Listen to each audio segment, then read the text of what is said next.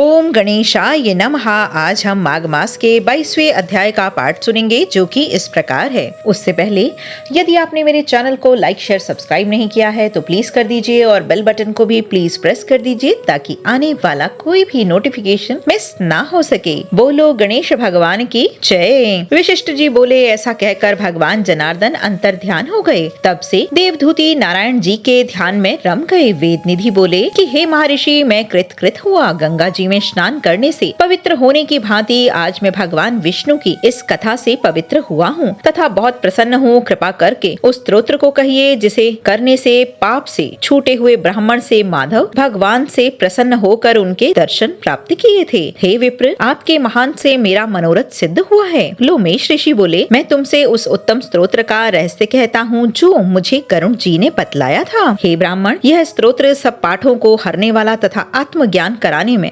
सर्वोत्तम है। वासुदेव जी विश्वव्यापी चक्रधारी भक्त प्रिय कृष्ण एवं तेज स्वरूप भगवान को नमस्कार है। जब स्तुति करने वाला जिसकी स्तुति की जाए और वह तथा स्तुति सभी जगह विष्णुमय है, तब किससे स्तुति की जाए, क्योंकि मनुष्य की बुद्धि भेद मानती है। जिस देव के निश्वास सूत तथा अंगों सहित वेद हैं, भला कौन सी स्तुति से उनको प्रसन्नता होगी। परंतु भक्ति से मैं वाचाल हुआ हूँ। जिसको साक्षात रूप में वेद वाणी तथा मन नहीं जानते हैं, उनकी स्तुति मुझ जैसे अज्ञानी कैसे कर सकते हैं और भक्तिवान कैसे हो सकते हैं। समस्त चर और अचर एवं तीनों लोक आपकी माया से चक्र में समान घूम रहे हैं। इसीलिए हे देव, आप चक्रपाणी कहलाते हैं। ब्रह्मा विष्णु आप ही हैं। संसार की रचना करने वाले ब्रह्मा को भी आप ही उत्पन्न करने वाले हैं। जब जीव उस शरीर को धारण करता है तब ही उसको ज्ञान उत्पन्न होता है। आप सब सुखों के दाता हैं, इसमें कोई संदेह नहीं है। सब सुखों को देने वाली बुद्धि आप ही से उत्पन्न होती है। आप ही पांच कर्मेंद्रिय, पंच महाभूत तथा मन के विविध भाव हैं। हे ब्राह्मण, ब्रह्मा विष्णु और शिव तीन कल्पनाओं से आप संसार की कल्पना वैसे ही करते हैं जैसे पिता पुत्र की कल्पना करता है। कवियों में जो रूप शोभा देता है, उस निर्गुण भगवान विष्णु को मैं नमस्कार करता हूँ। मैं उस रूप को जिसको योगी लोग सब मणियों में आत्म रूप से देखते हैं, उपासना करते हैं, जिसको अद्भुत कहते हैं और गाते और यज्ञ करते हैं, उन माधव भगवान को मैं नमस्कार करता हूँ। जो मनुष्यों को माया तथा मोह में पैदा हुए विचित्र आभास, अहंकार तथा ममता को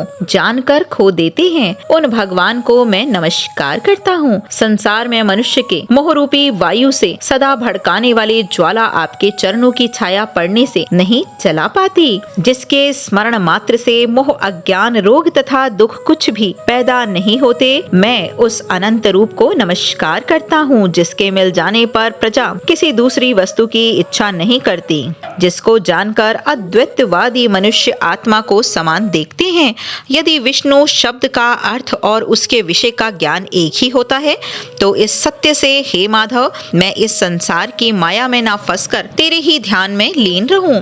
यदि वेदांत दर्शन के अनुसार नारायण समस्त संसार में व्याप्त हैं, तो इसी सत्य से मेरी भगवान विष्णु में निर्विघ्न भक्ति हो। जो बीज नहीं है अर्थात किसी वस्तु के कारण नहीं है, तो भी बिना बीज के अर्थात स्वयं विद्यमान है। जो बीजों के बीज से युक्त हैं, वह भगवान विष्णु ज्ञान रूपी खंग से हमारे संसार के बीज को टुकड़े टुकड़े कर दें। जो संसार स्थिति तथा लय के तीन रूप ब्रह्मा विष्णु और महेश धारण करते हैं और इन कार्यों में सत्व, रज और तम इन तीनों गुणों से विद्यमान है, वह भगवान मुझ पर प्रसन्न हो।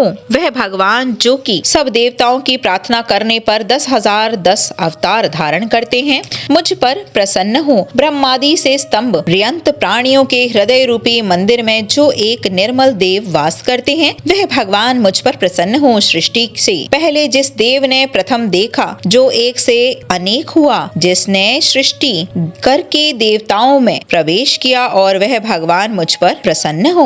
हृदय रूपी आकाश में अंतर्यामी होने के कारण वर्तमान आकाश के समान सब जगह रहने वाले आकाश के भी आदि अर्थात उत्पन्न करने वाले, इंद्रियों से अलग इंद्रियों की क्रिया में प्रेरणा रूप कार्य करने वाले हृदय रूपी आकाश में अंतर्यामी होकर विचरने वाले एवं ब्रह्मा प्रलय के अंत में आकाश इत्यादि का मिटाने वाला आकाश मूर्ति आप यज्ञ भोक्ता हो। जो रूप ज्ञान से अज्ञान को तथा रूप सुख से दुख को नाश करते हैं, जिसके के सद्रूप की सता से संसार आकार युक्त हुआ है। जो अविद्यापूर्ण संसार का त्याग कराते हैं वही जगन्मय आप हैं। आपका बनाया हुआ विश्व आनंद करता है।